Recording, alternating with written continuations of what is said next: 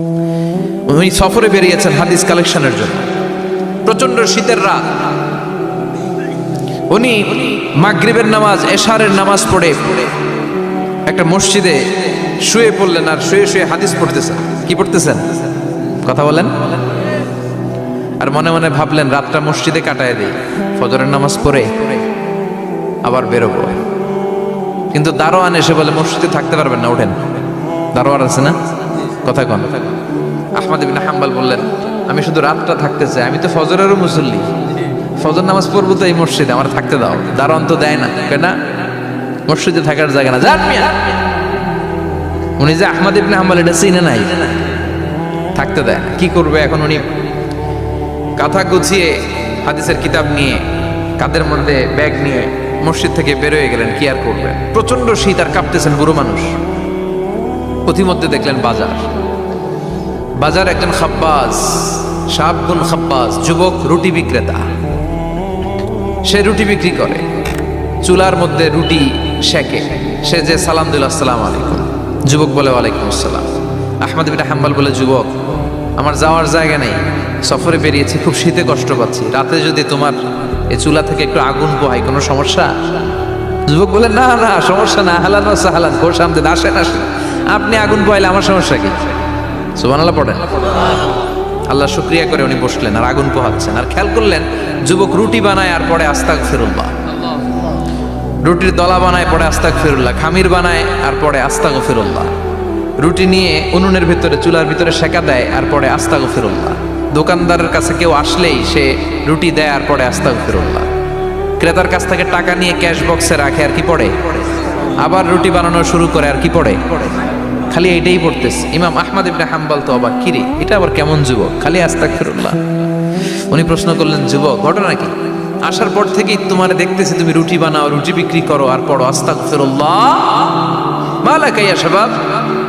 যুবক বলে, আস্তাগফিরুল্লাহ আমার সবচেয়ে বেশি পছন্দের আমল, আমি সব সময় আঠার মধ্যে ইস্তেগফারের সাথে লেগে থাকি আর সব সময় পড়তে থাকি আস্তাগফিরুল্লাহ, আর এর বদৌলতে আল্লাহ আমারে মুস্তাজাবুদ দাওয়া বানিয়ে দিয়েছে।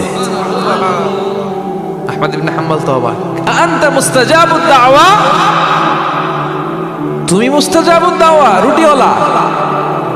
আমি এত বছর হাদিস পড়াই, আমিও তো মুস্তাজাবুদ দাওয়া না, আর তুমি রুটি বেচো বাজারে, তুমি মুস্তাজাবুদ দাওয়া, তুমি দোয়া করলেই সব কবুল হয়ে যায়। যুবক বলে, নাম আনা মুস্তাজাবুদ দাওয়া, আমি আমার জীবনে যত দোয়া করেছি কবুল করে নিয়েছে কে? সব দোয়া কবুল করে নিয়েছে আল্লাহ, একটা দোয়া ছাড়া। কয়টা? আহমদ ইবনে হাম্বলের কৌতূহল, কিউরিয়াসিটি আরো বেড়ে গেল। কি? সব দোয়া কবুল হয়েছে একটা দোয়া ছাড়া। মাযালিকা দোয়া ইয়া শাব, কি সেই দোয়া?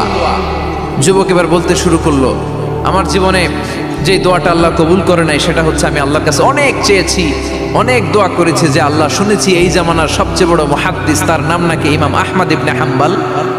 আল্লাহ তোমার কাছে আমার চাওয়া, আমি যেন এই ইমাম আহমদ ইবনে হাম্বলের দেখে মরতে পারি, আমি যেন ইমাম আহমদ ইবনে হাম্বলের হাতে হাত রেখে মুসাফা করতে পারি আর তার কপালে একটা চুমু এঁকে দিতে পারি। আহমদ ইবনে হাম্বল আবেগপ্রবণ হয়ে গেলেন, চোখের পানি ছেড়ে দিলেন, বললেন, যুবক তোমার এই দোয়াটাও কবুল হয়ে গিয়েছে।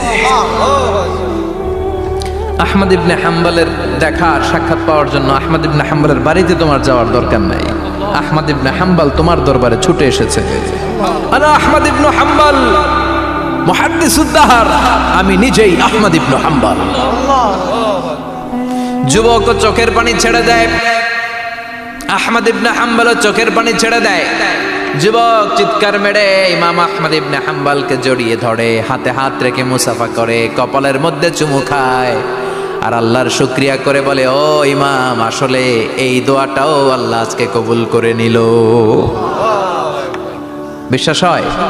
সবসময় ইস্তেগফার করলে আপনার দোয়াগুলোর এইভাবে কবুল করে নিবে কে?